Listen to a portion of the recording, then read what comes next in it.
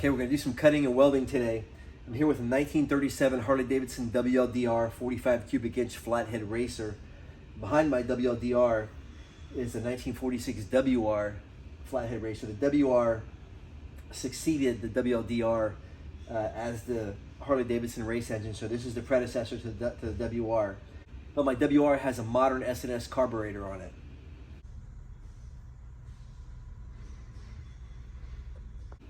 I don't like having a modern carburetor on it. I want to put two vintage carburetors on it. So in order to do so, I need to make an intake manifold to accept two carburetors. So I'm going to show you how I do that in case you want to dual carburate anything you're working on, any kind of Harley Davidson V-twin you're working on. If you want to run a dual carburetor setup, this is the way you do it. Because the dimensions are the same, I'm going to use my WLDR to make the manifold for the WR. So I've got my original intake manifold bolted up to the WR. And then what I use is a dual throat Weber or Delorto carburetor intake manifold to put my dual carburetors on. You can make these pieces, but why make them when you can buy this piece for $50 to $100 on eBay, or you can buy them on Instagram.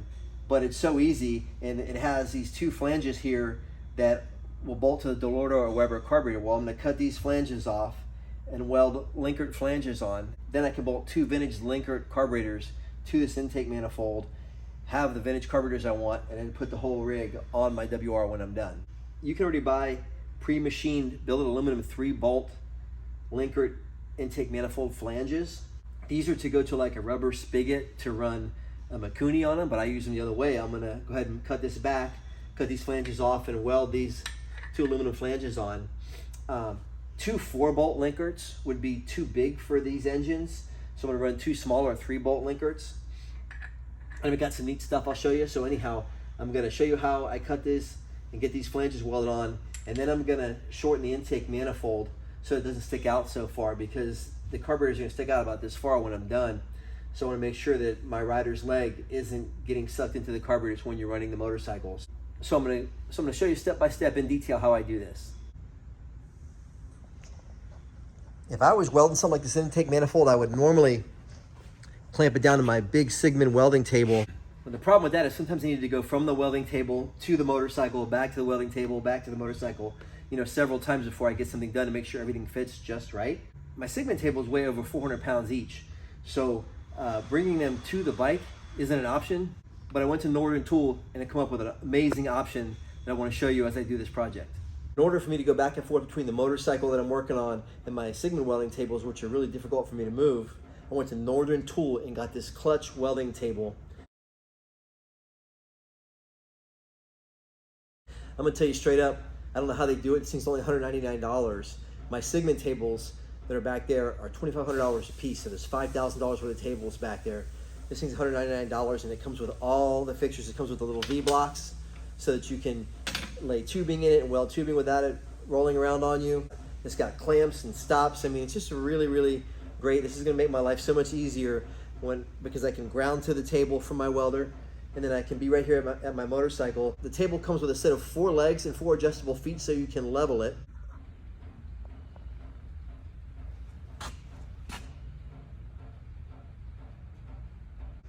What I've done is set the tabletop on one of my service carts.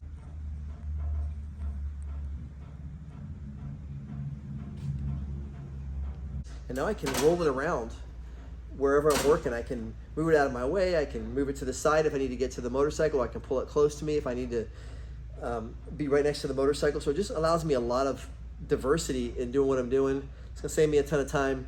I wouldn't even be talking to you about this if I didn't believe in it. For $199, you cannot go wrong with this. If you buy one for $199 and don't like it, bring it to me. I'll give you 200 bucks, and I'll keep it as a spare in my shop because it's just a really great thing. But let's get to work. I'm going to cut the Weber Delorto flanges off of the intake manifold with a portable bandsaw. Always a good time with a portable bandsaw. Makes it quick and easy. I'm going to try and cut as close to the flange as I can.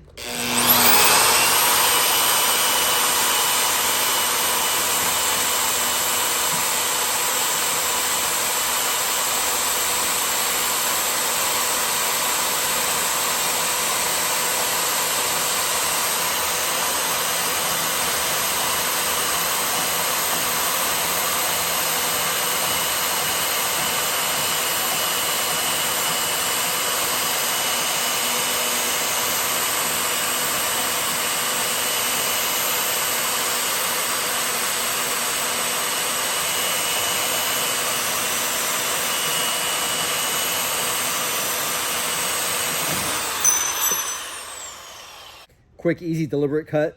I'm gonna cut the other one off too.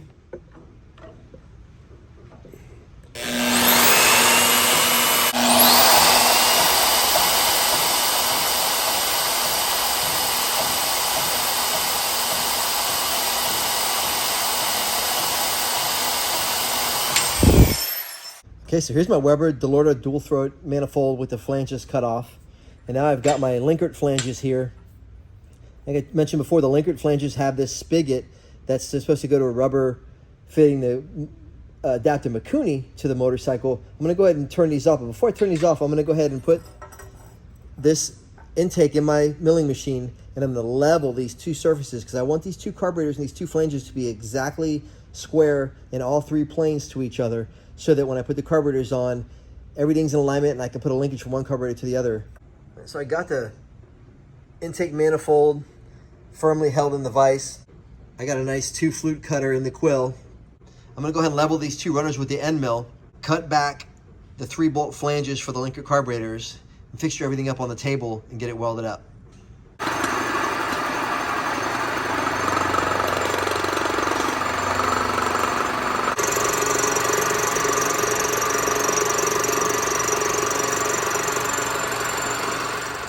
All right, there's a dual throat intake manifold with Delorto Weber flanges cut off.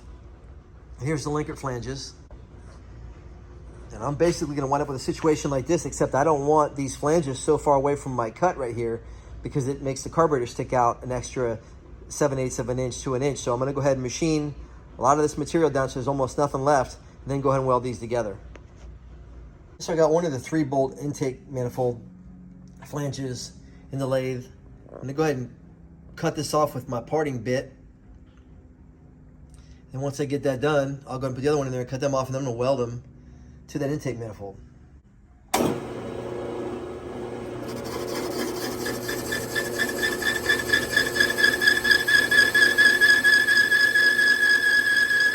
So I'm getting that continuous ribbon cut off of there. It's a really nice cut. Exactly the right cutting speed and force.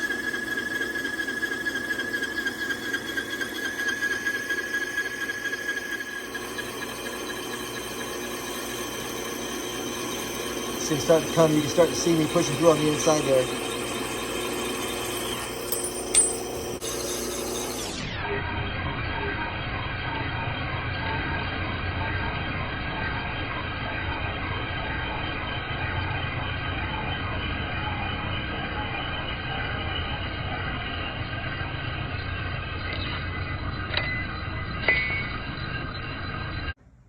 There's the Weber Delorto intake manifold with the original flanges cut off and the 3-bolt Linkert flanges sitting on there. I haven't welded it on yet, but I'm getting ready to fix it up here on the clutch welding table. I'm gonna show you how I fix it all up to keep everything square. Then I'll go ahead and get to welding.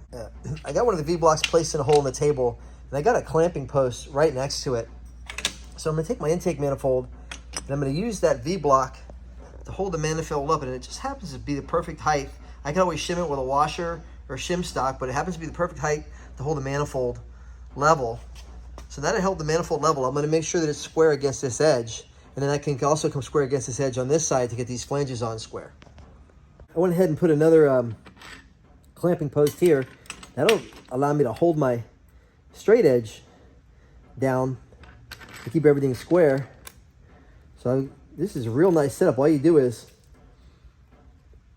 tighten down the clamp and it binds against the post and you get a really nice hold. So now I don't have to try and hold my part and hold my straight edge. My straight edge is keeping me square to the edge right here. I can just come in with this clamp right on top of the intake manifold. Right, now I got my manifold firmly held down to the table. I know that it's square. Now I can go ahead and bring these 3-bolt flanges in, and they're low, but I have some precision parallels I can use to raise them up and get them exactly in alignment where I need them to be. This is a 1/8 inch thick, 125 thousandths thick parallel, and it's still got them too low for me.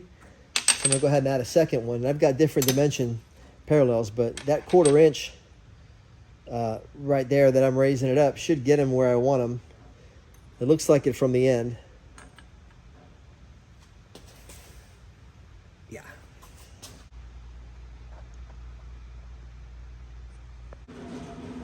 I've already checked to make sure that I'm square on this side. These guys are all on the same plane, and they are. So now what I'm gonna do is I'm gonna remove this clamp right here and get it out of my way.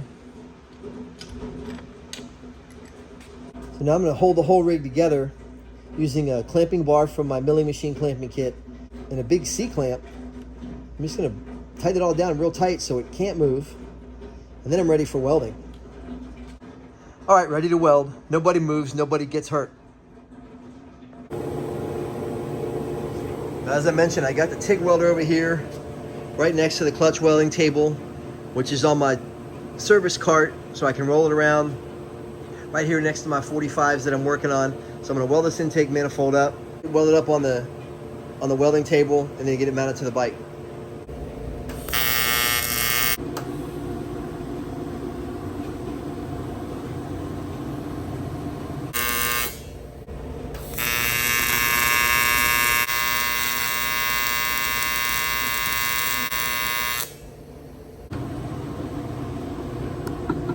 I use one of the clamping posts as a ground stake to ground my TIG welder to the table. And now I got my flanges tacked to the intake manifold in 3 spots on each one, which is gonna hold everything in place. Then I can unclamp it and just go do my finish weld. See how when I lay it on the table, everything's flat, everything's square. You know, it's exactly how I want it to be. Everything's gonna line up nice when I go to install my carburetors and get this thing tuned up and running.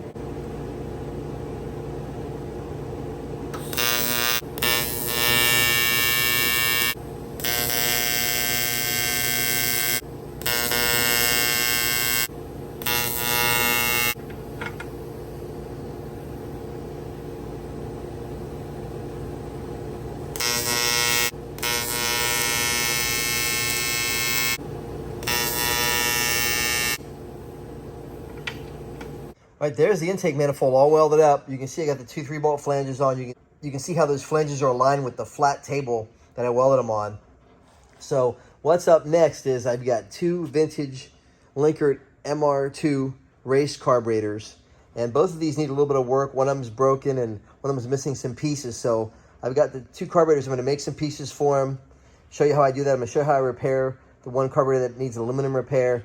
I'm gonna bolt them to the manifold. Get the manifold bolted up to my WR race bike. I'm gonna get this work done during the week, so look next week for a video with these carburetors being repaired, assembled, and getting mounted to the motorcycle.